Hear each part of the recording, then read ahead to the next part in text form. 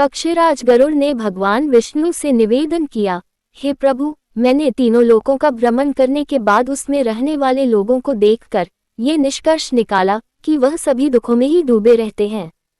मेरा अंतःकरण पीड़ा से भर गया है। स्वर्ग में दैत्यों की शत्रुता से भय है। पृथ्वी लोक में मृत्यु, रोग तथा अभिषिक्त वस्तु के वियोग से। पाताल लोक में रहने वाले नाग आदि को मेरे भय से दैक बना रहता है। उद्धरण चिन्ह। लोक कल्याण के लिए गरुड़ा द्वारा पूछे गए प्रश्नों का भगवान विष्णु द्वारा समाधान का सार इस पुस्तिका के माध्यम द्वारा पेश करने का प्रयत्न किया गया है।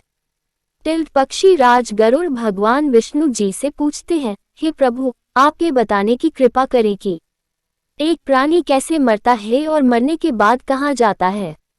2 मरणासन व्यक्ति को किस कारण पृथ्वी पर सुलाया जाता है। 3 उसके नीचे कुश और तिल क्यों बिछाए जाते हैं। 4 उसके मुख में पंचरत्न क्यों डाला जाता है। 5 मृत्यु के समय गोदान, अनन्य वस्तुओं के दान क्यों दिया जाता है। 6 उस समय प्राणी आतिवाहिक शरीर कैसे प्राप्त करता है। 7 अग्नि देने वाले पुत्र पौत्र उसे कंधे पर क्यों ले जाते हैं।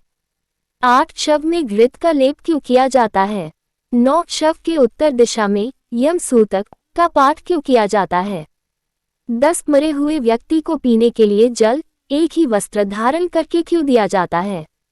11 शव का दाह संस्कार करके उस व्यक्ति को अपने परिजनों के साथ बैठकर भोजन आदि क्यों नहीं करना चाहिए। 12 मृत व्यक्ति के पुत्र 10वें दिन के पहले किस लिए 9 पिंडों का दान देते हैं। 13 शव का दाह संस्कार तथा उसके अनंतर जल तर्पण की क्रिया क्यों की जाती है। 14 किस विधान से पितरों का पिंड दान देना चाहिए। 15 उस पिंड को स्वीकार करने के लिए उनका आवाहन कैसे किया जाता है। 16 दाह संस्कार के बाद अस्थि संचयन और घट फोड़ने का विधान क्यों है।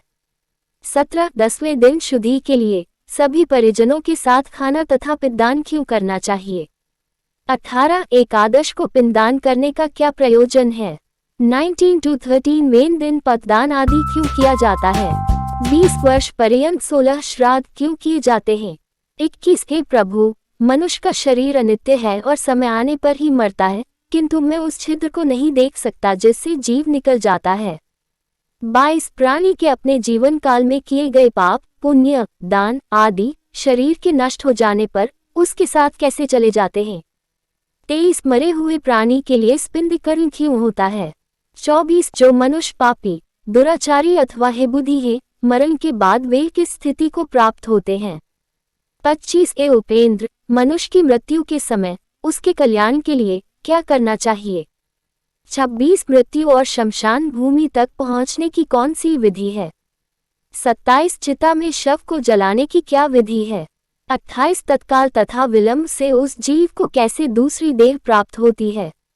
29 यम लोक संयमनी नगरी को जाने वाले के लिए वर्ष पर्यंत कौन सी क्रियाएं करनी चाहिए। 30 दुर्बुद्धि अथवा दुराचारी व्यक्ति की मृत्यु होने पर उसका प्रायश्चित क्या है। 31 पनाच का आदि में मृत्यु होने पर पंचक शांति के लिए क्या करना चाहिए। 32 बहुत से पापों को करने पर भी इस संसार को पार कर प्राणी आपको कैसे प्राप्त कर सकता है। हे देव, आप मेरे इस संपूर्ण भ्रम को विनष्ट करने में समर्थ हैं। मैंने आपसे ये सब लोक मंगल की कामना से पूछा है, मुझे बताने की कृपा करें। श्री कृष्ण जी गरुड़ से कहते हैं, हे पक्षीराज, तुमने जो मानव कल्याण के लिए अपनी जिज्ञासा व्यक्त की है वह सर्वश्रेष्ठ है। अब इसका समाधान सुन। जब मनुष्य अपने पिछले जन्म के अच्छे बुरे कर्म के संचित परिणामों को भोगता हुआ और इस जन्म में कर्म करता हुआ मरणासन अवस्था को पहुंच जाता है तो शरीर में कई रोग उत्पन्न होते हैं। एक अचानक सर्प की भांति वह मौत के जकन में बंधता चला जाता है। वह घर में अस्यहीन, अपाहज, शारीरिक मानसिक पीड़ाओं से पीड़ित फिर भी जीने की मन में इच्छा को लेकर दुखदायी जीवन व्यतीत करता है। जब मरणासन व्यक्ति की इंद्रियों का समूह व्याकुल हो जाता है, चेतन शरीर जड़ीभूत हो जाता है, तब अंतिम क्षणों में एक अलौकिक चेतना आती है जिसमें सभी लोग एक जैसे दिखते हैं। उस समय वह कुछ बोलने योग्य नहीं रहता और प्राण शरीर को छोड़कर यमराज के दूतों के साथ चल देते हैं। जब प्राण शरीर को छोड़ते हैं तो बहुत कष्टदायी होते हैं और ऐसा दर्द होता है जैसे 100 बिच्छुओं ने डंक मारा हो। उसके मुंह में झाग बनती है और सारा मुंह थूक भरने लगता है। उस समय जो प्राणी दुखात्मा होते हैं उन्हें यमदूत अपने पाशबंदों में जकड़ कर मारते हैं।